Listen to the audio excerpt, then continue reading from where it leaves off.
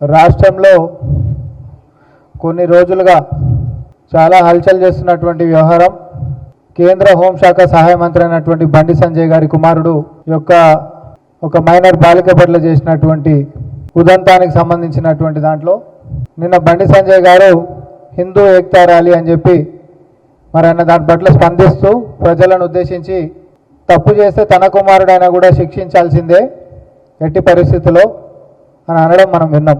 అయితే బండి సంజయ్ గారిని కాంగ్రెస్ పార్టీ నుంచి మేము డిమాండ్ చేస్తుంది ఒకటే, తప్పు చేసి ఎవరైనా శిక్షించాల్సిందే అని చెప్పేటటువంటి మీరు చిత్తశుద్ధి చూపించుకునేటటువంటి ప్రయత్నం చేస్తున్నటువంటి విషయానికి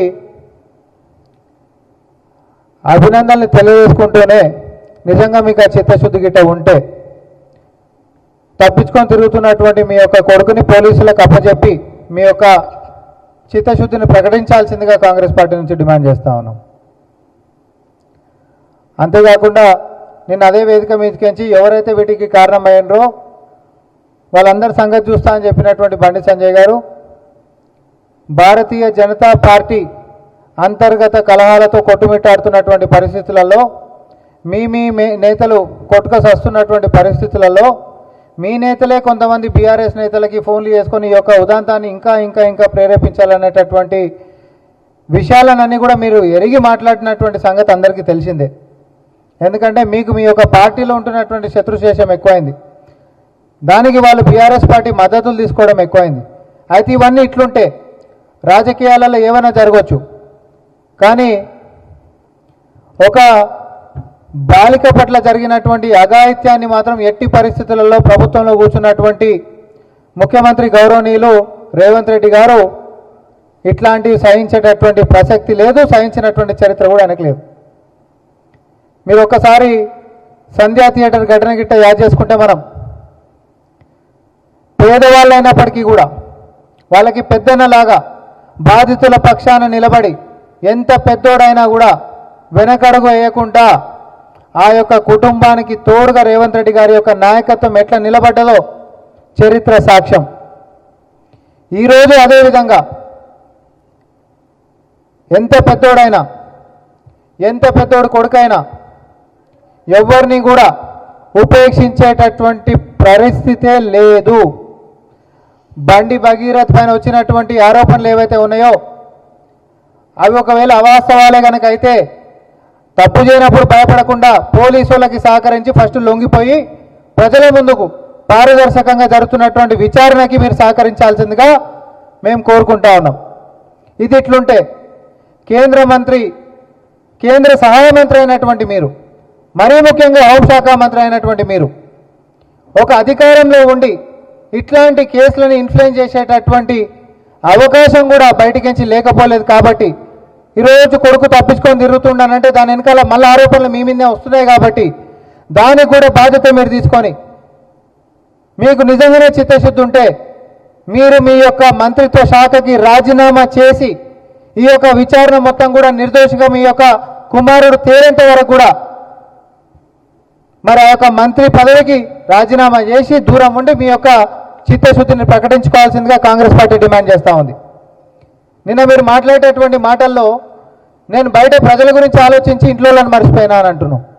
ఇది ఎంత హాస్యాస్పదంగా ఉందంటే నేను ఎడమ పక్క చూసుకుంటా కుడి పక్క మర్చిపోయినా, కిందికి చూసుకుంటా మీద మర్చిపోయినా, ముందుకు చూసుకుంటా వెనకాల మర్చిపోయినా. కాబట్టి ఏదో పొరపాటు దొరికింది అనేటటువంటి కప్పిపుచ్చే ధోరణి కూడా మీ యొక్క భాషలో కనిపించింది. ఒక బాధ్యతాయుతమైనటువంటి పదవిలో మీరు ఉన్నప్పుడు ఒక దేశంలో అందులో హోంశాఖ సహాయ మంత్రులకు ఉంటున్నటువంటి మీరు ఇట్లాంటి కారణాలు చెప్పినప్పుడు ఎంత పేరుగా ఉంటున్నారో మీరు అర్థం చేసుకోలేరా? ఇంటి దీపాన్ని చక్కదిద్దుకోలేనటువంటి మీరు ఈరోజు దేశాన్ని ఉద్ధరిస్తారనంటే ప్రజలు ఎట్లా నమ్మాలి? నీ ఇంట్లో జరుగుతున్నటువంటి ఉదంతాన్ని కనిపెట్టుకోలేనటువంటి మీరు ఈరోజు రాష్ట్రంలో దేశంలో జరుగుతున్నటువంటి ఇన్ని ఘటనలు కూడా మీ యొక్క నాయకత్వ వైఫల్యం మళ్ళొకసారి కనిపిస్తూ ఉంది స్పష్టంగా. వీటన్నిటి కూడా బాధ్యత తీసుకొని మీరు ఇమీడియట్గా రాజీనామా చేయాల్సిందిగా కాంగ్రెస్ పార్టీ నుంచి డిమాండ్ చేస్తూ ఉన్నాం. అంతేకాదు తప్పించుకొని తిరుగుతున్నటువంటి మీ యొక్క కుమారుడైన బండి భగీరథ్ని పోలీసుల యొక్క విచారణకి ఇమీడియట్గా తీసుకొని వచ్చి మీరు చెప్పేటటువంటి చిత్తశుద్ధిని ప్రకటించుకోవాల్సిందిగా ఈరోజు తెలంగాణ ప్రజలు కోరుకుంటా ఉన్నారు. అదే డిమాండ్ని కాంగ్రెస్ పార్టీ ఈరోజు మేము ముందుకు పెడతా ఉన్నాం. మీ కొడుకుని తీసుకొచ్చి పోలీసుల విచారణకి ముందుకు తీసుకొని వస్తే మీరు మాట్లాడినటువంటి మాటలకు చిత్తశుద్ధి ఉన్నట్టు. మీ పదవికి రాజీనామా చేసి ఈ యొక్క విచారణకి సహకరిస్తే మీరు చట్టం పట్ల మీరు గౌరవాన్ని ప్రదర్శించినటువంటి వాళ్ళు అవుతారు.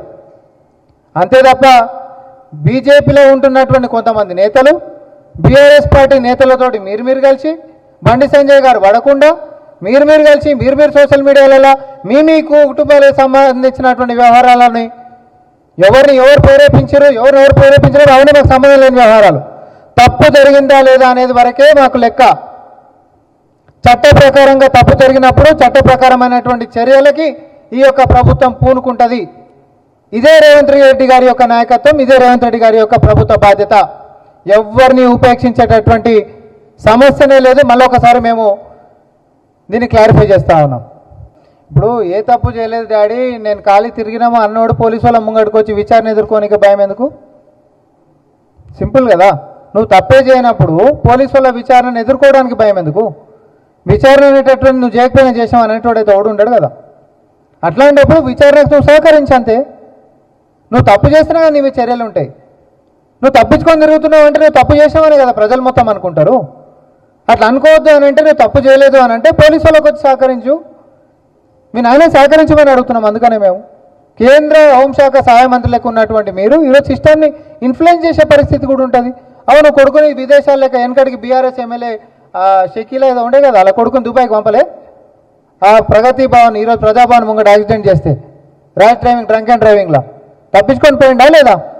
సో సిస్టంలో ఉంటున్నప్పుడు దాన్ని కేంద్రంలో అది కూడా పవర్ఫుల్ పొజిషన్లో మీరు ఉంటున్నప్పుడు మీరు చట్టాన్ని గౌరవించేటోళ్ళు, ప్రజలను గౌరవించేటోళ్ళు, కార్పొరేటర్ స్థాయి నుంచి స్థాయికి నేను నిజాయితీతో ఎదిగినా అని చెప్పి మీరు మాట్లాడేటప్పుడు ఆ యొక్క నిజాయితీని చూపించుకోవాల్సినటువంటి సమయం ఈరోజు మీకు వచ్చింది.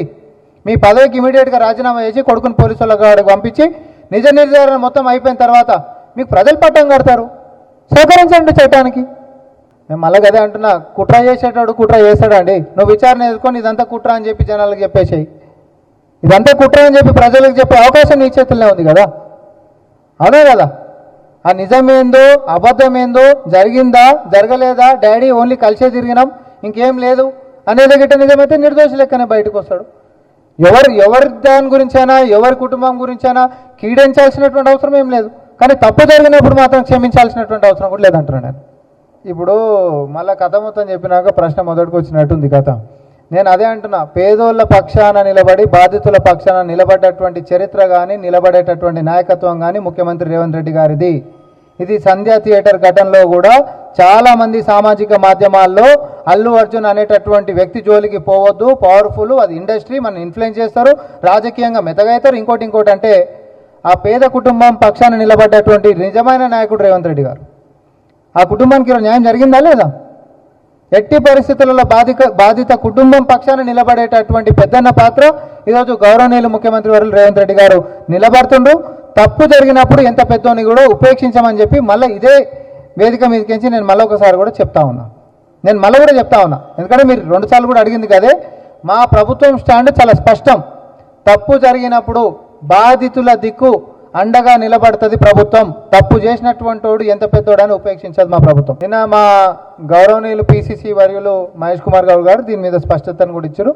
పొన్నం ప్రభాకర్ గౌడ్ గారు ఏదైతే వ్యాఖ్యలు చేశారో ఆయన యొక్క వ్యక్తిగతమైనటువంటి వ్యవహారమే తప్ప అది పార్టీకి సంబంధించినటువంటిది కాదు.